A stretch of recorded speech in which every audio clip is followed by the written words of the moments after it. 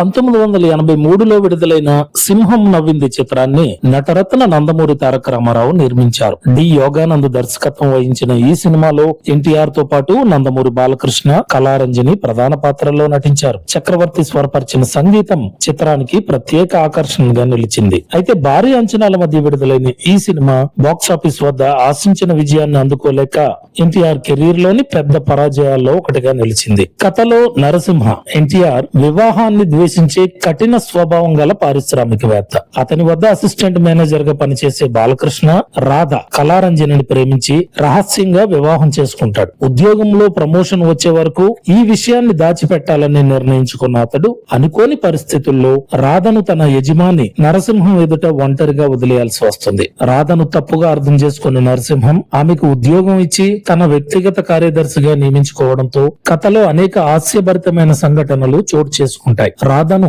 నరసింహం నుండి దూరం చేయడానికి బాలకృష్ణ చేసే ప్రయత్నాలు వరుసగా విఫలమవుతాయి. చివరకు నరసింహం తన గతంలోనే విషాదకర సంఘటనను వెల్లడించడంతో రాధ అతని మనసును అర్థం చేసుకుంటుంది. అయితే తమ వివాహ రహస్యాన్ని బయటపెట్టడానికి భయపడిన రాధ బాలకృష్ణతో కలిసి పారిపోవడంతో పోలీసులు వారిని వెతుకుతారు. చివరికి నిజం వెలుగులోకి రావడంతో బాలకృష్ణ తన తప్పును ఒప్పుకుని క్షమాపణ కోరతాడు. అతని నిజాయితీని మెచ్చుకున్న నరసింహం రాజీనామాను తిరస్కరించి ప్రమోషన్ ఇస్తాడు. ఆ క్షణంలో నరసింహం పెద్దగా నవ్వడంతో కథ సుఖాంతమవుతుంది.